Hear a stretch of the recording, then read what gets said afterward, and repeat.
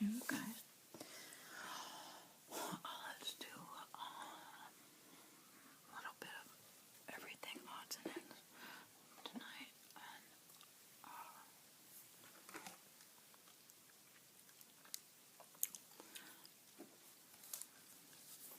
I'll see who falls asleep first in an ongoing challenge.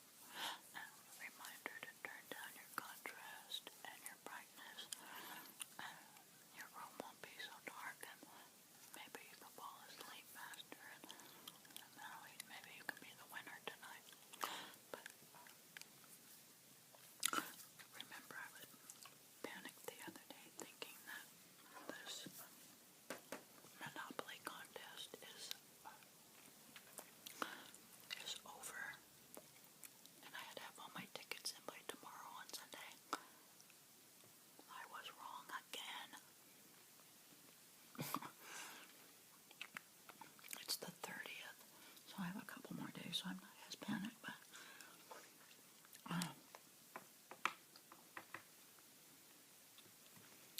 I thought I'd share with you that it might be kind of relaxing because it's monotonous, and sometimes monotonous things are relaxing. I want to share with you my little Dixie cup ritual that I do with each Monopoly game board. So, just for the sake of discussion, here's a game board. Front and back. See all these little options of things to win like that. So, what I have is all these tickets. And on each ticket are on each thing is 4 tickets. So you gotta see like how many individual tickets do I have to place on the game board. So right here is 1, 2, 3, 4, 5, 10, 20, 30, 40, 50. I'm gonna say ballpark. Like 80 to 100. 1, 2, 3, 4. I'm gonna say I have 4 to 5 batches. I could have a pretty close to 4 to 500 of these times 4. So that's a lot of little pieces. Even if I only had 200, which I know I have more than 200 tickets, that's still 800 pieces, right? That's a lot of pieces. So because I've done this before, this is the only way I have figured out to get me through the process, because it's very time consuming, and let me use my toasted marshmallow. Oh my goodness, for that. So I put a letter on each cup. A,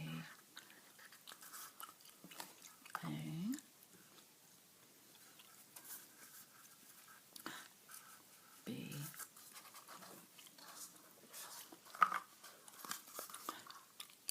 C,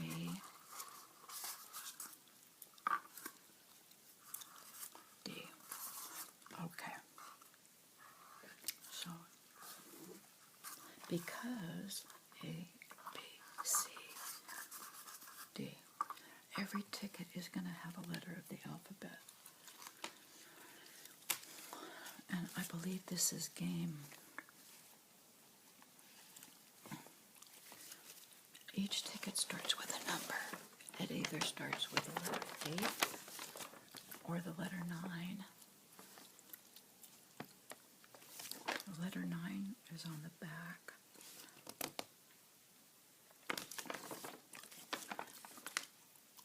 Letter 9 is on the back for like cash, gift cards, cash. So those tickets all start with the number 9. But then like the regular like items that is an actual thing, like a watch or something. Out here's a cash, here's something else. For some reason, the other side of this Oh no, they have 9s and 8s on this side too. Okay, so what we have, 9, 8.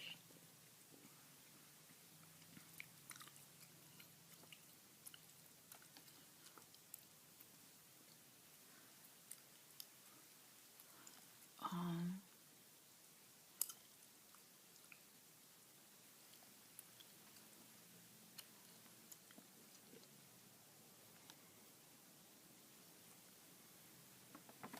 so this looks like a little bit more time consuming. So each ticket starts with either an 8 or a 9. So I think what I'm going to have to do, I'm going to have to do all the 8,000 tickets and then put the 9s on a different thing. So here we have, take a discussion. Here's 2. There's 8, 8. Oh my gosh. I think I'm just going to cut them. 8 and 8. These are the 8,000, and here's the 9s. So first I'm going to have to divide the 8s from the 9s. And, okay, so 8, 8, these are all 8s. Good. But I don't want to, kind of had those in order too, but I don't know if it's going to, second chance. So here we have instant winner. 8, 8, 9, 8. So I have to do these with like 200 tickets. I have to do these with.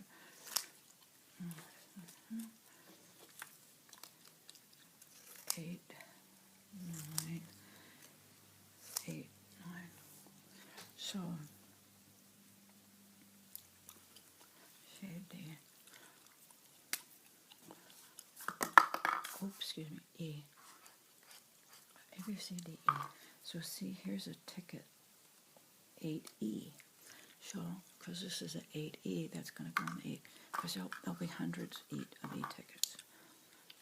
If you remember the old Disney ride with the E-tickets. Okay, so,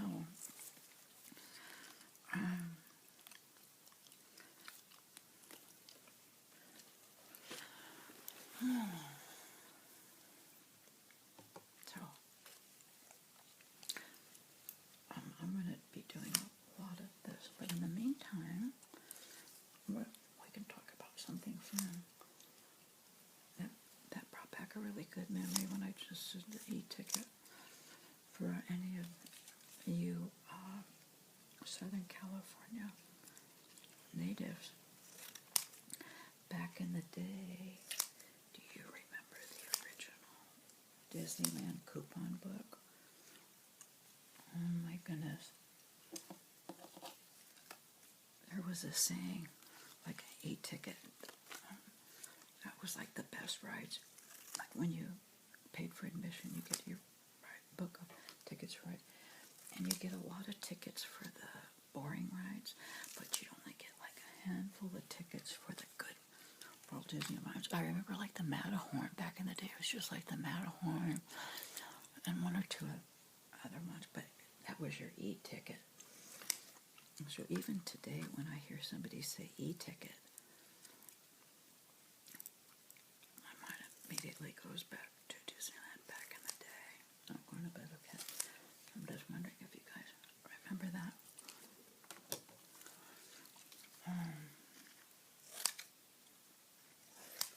And I apologize. This has really been a boring. Oh no. Oh my gosh. I hope they didn't tip over. Well, maybe not a boring week. It's definitely been a monotonous week of me rambling with my clipping coupon, trimming tickets. I don't know what I'm doing, but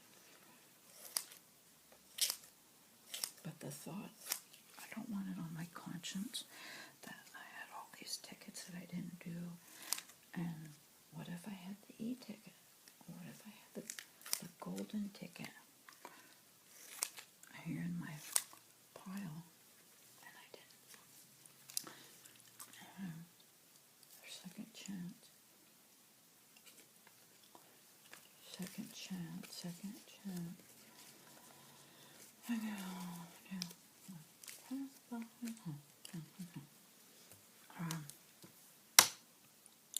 hope my thumb will be okay. So every once in a while my thumb gets aggravated with it's cutting, clipping coupons. So let me know if any of you guys are ever doing the Monopoly game. And if so, is there a better way to separate the tickets once you've allowed yourself to get to this step, which is doing them all at once, which is probably the worst way to do it. The best way to do it is each day as you get your tickets to separate and organize your tickets right then and there. I never do. Terrible. So,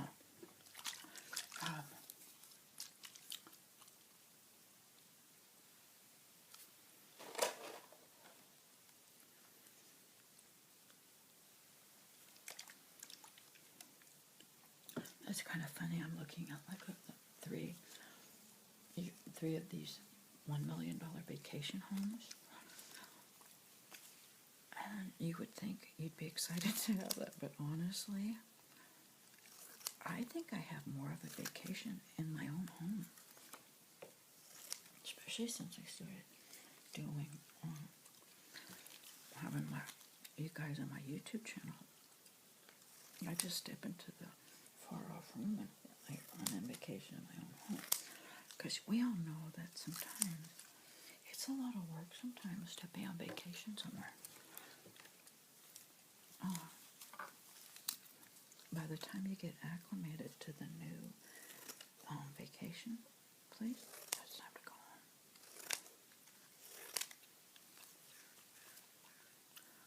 home. What else?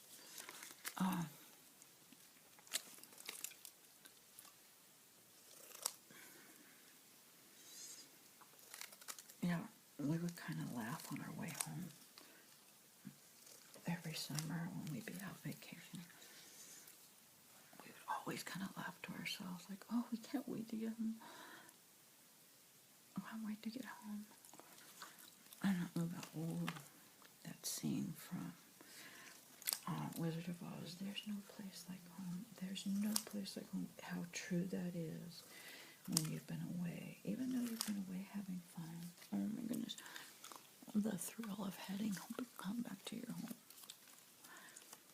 And it doesn't matter what kind of home you have or where it's at. It's your home. It's your home. That's always fun.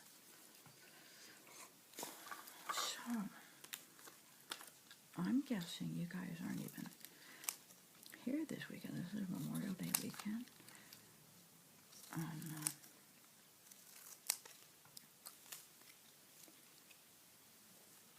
Kind of like the fun beginning of summer, isn't it?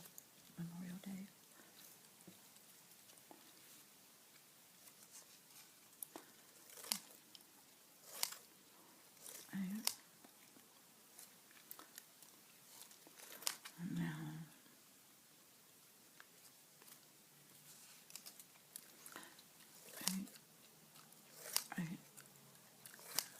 So have you guys been to KFC for the $5 filler-up meal? Of all things, we were driving around town, and I glanced over, could not believe my eyes for the first time ever. I looked over the drive-through line of McDonald's. There's hardly nobody there. The drive-through right next door where KFC is, 7 or 8 cars all backed up. So everybody must have seen my video about the $5 filler-up meal. So I was kind of interesting. I really have to admit, that's the first time ever I've seen KFC backed up. Drive-thru window backed up and McDonald's not. Isn't that crazy? You've got to check out their $5. Oh, and I got another one. So we're going to do another KFC lunch, but it's a surprise. It's not the same lunch. But total surprise. I'm going to stay on the lookout for that. You will really enjoy that, I'm sure. And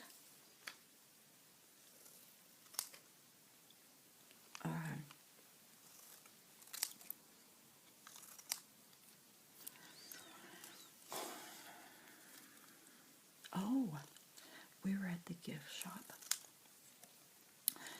You know how in your hospitals there's like these little gift shops?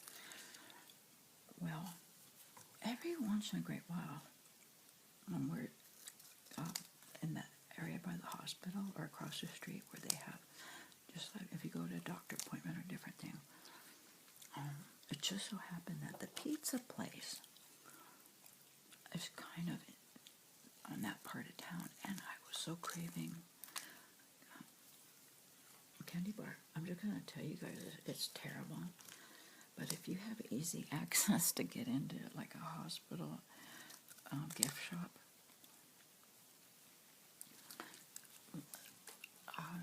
you can get a ton of like little basket candies for like a nickel or a dime.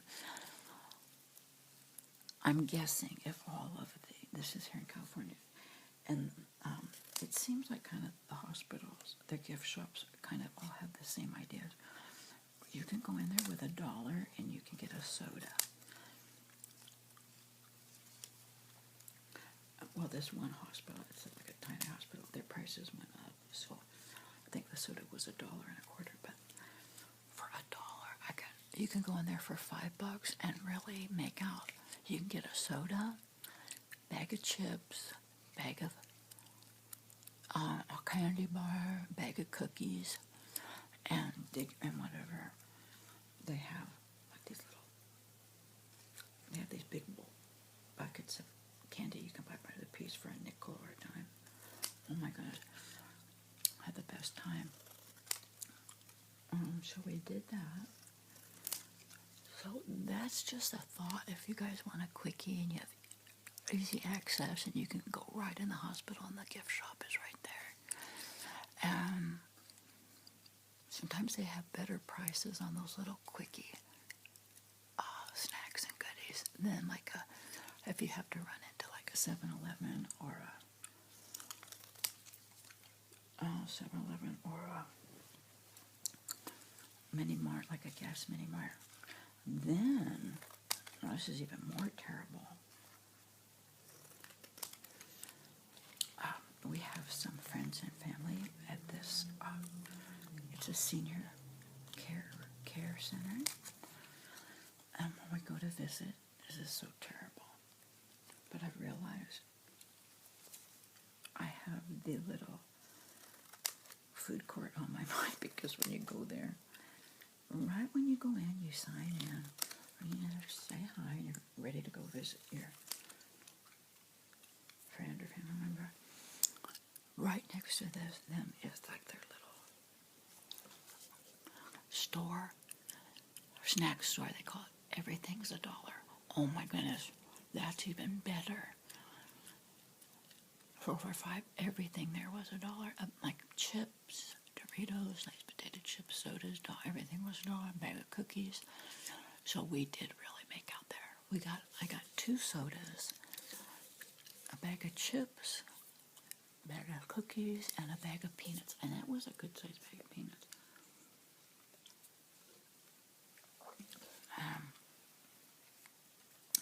So I'm just mentioning that to you. If you have like these little fits of, you need a quickie bag of potato chips, you need a quickie soda, you need a quickie sugar fix, whatever. it's convenient for you. I know it's something you've never thought of. Trust me, I never thought of it till I started visiting people there. I'll be darned, there I am in gift shops of all these hospitals. And the stuff they have a good assortment of stuff. Even the little hospitals have a good assortment of stuff.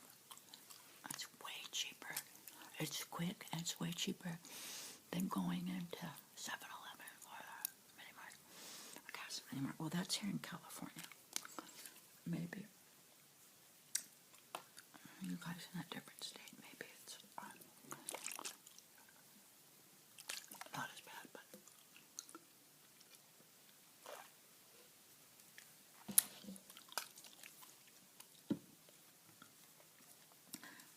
okay. What else I'm going to talk about?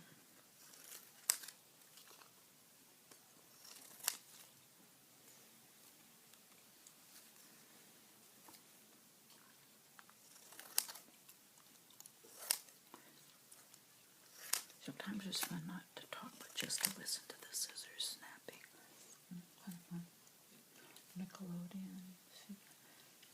Nickelodeon.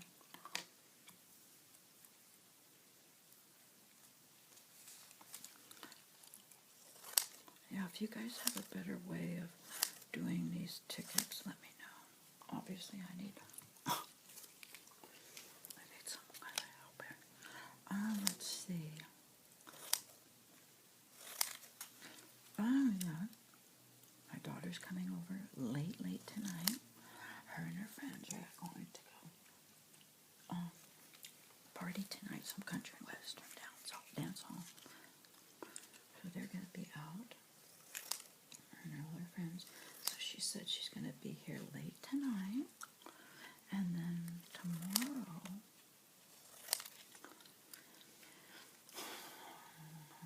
she will be making a Costco run. And it sounds like tri-tip and a bunch of fun stuff she's going to pick up at Costco. And do a barbecue, which is really nice. Barbecue. And then on Memorial Day, she's doing a 5K run for charity. Our church is having a 5K run. And they always have this awesome Memorial Day picnic. Every single year for I don't know how many years. And it's such a fun family. Such a fun family memory when we were kids. We were growing up and we were there every single year. We had the best time at the Memorial Day picnic. So, but this year, I guess she's the only one going with. Mainly she's going because of the 5K run. That's kind of cool. I remember back in the day, like our whole family would do a 5K run. So, what fun. Oh, I know something interesting. I was just thinking of this. You know, if you have kids growing up and you guys are kind of at a loss, like what might be their first job as a teenager. Do you know our daughters, their first and only job, like during high school and college and before they went into profession, do you know they were lifeguards? That was their very first job. And the reason I'm even mentioning it to you is because I never thought of it. You know, it just seemed like it was easy to get an easy job for teenagers. To get their first job is either a fast food job or a retail, like Kmart, Target. Do you know you can encourage your son or daughter to be a lifeguard? And if you start thinking about that, like at age 13, 14, 15, I'm really getting them excited about it. And then contact like your local pool, and they'll tell you what class to sign up for, and you get like your CPR. They teach you CPR. And if I recall, my girls were making really good money. And of course, each pool is different. depending on the size of your city. And then you can, if you're a really die-hard swimmer, you can take specialized courses and you can be a lifeguard on the beach. How cool is that? But, so, I thought I'd mention that. So, and I was just grateful that I happened, at the time as we were growing up, we had some friends, new family friends we'd met, and all their kids were swimmers and lifeguards, and it was like a light bulb went off in my head, and I said, oh my goodness. And they went, and they may have gotten, like, a special treatment because they were friends of the family who had been there forever, so, but then we did pretty much see that they were hiring everybody because they knew that kids were going to be there for a year or two, and then they were going off to college. So find out if you think that might be fun, and then they really, you get your young people mindset in helping others. It's that as a young age, they're there to help others. I'm probably not explaining it right, but it's such a different mindset than when you're going off to work at a fast food joint or Target or Kmart. It's a whole different mindset. You're going off to the pool, and your job is, I may save a life today, or who am I going to rescue today? And I might be, being over-emotional about it. But, and it's so cool when your kid is able to say, like, oh, where, all the kids are saying, oh, I work at, I don't know, Target or whoever, or McDonald's, or, yes, there are wonderful jobs, but there's something unique and special about lifeguarding. You really are there to help others. You could possibly come home and have saved a life. How cool is that for young people? I'm amazed at myself at the things I find to ramble about. Are you guys even awake still? Sometimes I think I have good stuff to say, but I don't say it right at the beginning of the video. You guys probably never hear it. So let me know if you heard the part about the lifeguarding for your kids or your grandkids or the neighbors' kids. Sometimes kids are just discouraged. And lifeguarding, if I remember, this was back in the 90s, late 90s. My girls were making good money. They were making more money than the average person working, like fast food or retail. But I know things have changed. Here we are all these years later. So maybe there's no such thing as a minimum wage where you're making like $8 or $9 an hour. Maybe everybody now is making like 12 and 15 bucks. I don't know. But still, I think it would be more rewarding for a young person to make making 12 or 15 bucks an hour as a lifeguard rather than 12 or 15 bucks an hour as a store clerk or fast food person. Come on, huh?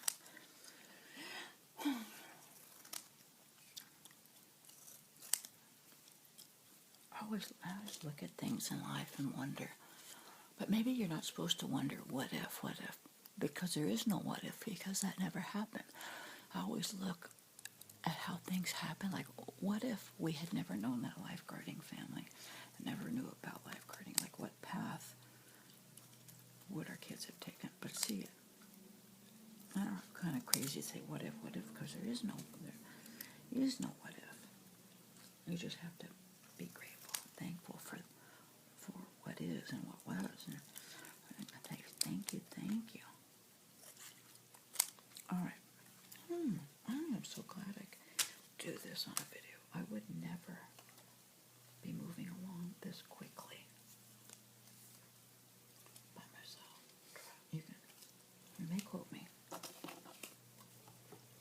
Do you guys know where that line comes from? What TV show? You may quote me.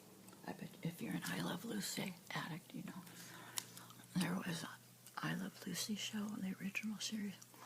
When this lady came, and Lucy was all sad because she came to do this huge interview. Ricky made it sound like she was going to interview the whole family. And I guess she kind of did. And the lady interviewer said, "May I quote you? May I quote you?" I guess, somehow. And then Lucy finally says something. And the lady's just like looking at her. And Lucy gives her the I Love Lucy look and says, "You may quote me." So every once in a great while, I have a tendency, if there's like a silence or a pause after I say something, I have a tendency to say, "You may quote me." Yes. The things I think of, I have so many.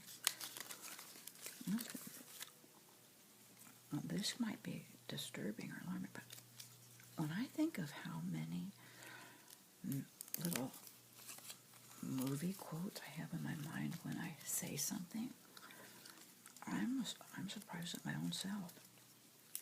You know what? And I just thought of this the other day when I was doing my KFC. Do you know what I think of every time I say biscuit? I can't even say biscuit like the regular way you just say biscuit. I always say it with a funny accent, like with a biscuit. I say it kind of like with a little emphasis. Do you know every time I say the word biscuit now what I think of? Do you remember the King of Queens episode where Doug is getting the dad, I forgot his real name, Arthur in the show, I forgot his real, Jerry Stiller. Doug realizes that Carrie caters to her father, and wherever Dad wants to eat, that's what we're going to have for a meal. Doug got upset and started putting these little stories into the dad's head. So when Carrie would say, "Dad, what do you want for supper?" Doug would have already brainwashed him about a story from Italy. So, and they'd talk about pizza, so when Carrie would say, "What do you want to have?" The dad would say, Arthur would say pizza. And then they'd talk about when Arthur lived on the farm. They would talk about the pigs and the cows. Carrie would say, "What do you want now?" Arthur would say, "Ribs." All this stuff. So Carrie figures out what Doug is doing. And this one day, Arthur is disgusted. He says, "You know what? How do you think I look in this outfit? I'm trying to watch my weight and stay on a diet, but I do good all day, and then, so he asks Carrie, "How do you think I look in this outfit?" Carrie says, "I think there's, Dad, I think there's still a little too much butter on the biscuit." And she says that, something to that effect, as Arthur is modeling his behind, and she's taking a good look at his behind. So when she says there's butter on the biscuit, I think she's trying to say that he's a little too heavy around his bottom. But she does say, but I'm pretty sure she says butter on the biscuit. So to this day, when I hear or say the word biscuit, I'm reliving in my mind Leah Remini and her face, butter on the biscuit. And so, but then the show goes on, and she pitches a fit when she tells Doug she knows what he's doing. He's trying to get Arthur to pick all this wild food so that Doug can eat what he wants to eat. Anyways, it was pretty good. It started off, they were at like the CD movie place, whatever, and then later on, he starts telling all his buddies, Deacon and the gang, boom, Arthur wants to watch the movie. They're like at Blockbuster or something back in the day when Blockbuster was big. A movie Arthur wants, that's the movie we want. Arthur wants this, a new film, Arthur gets that.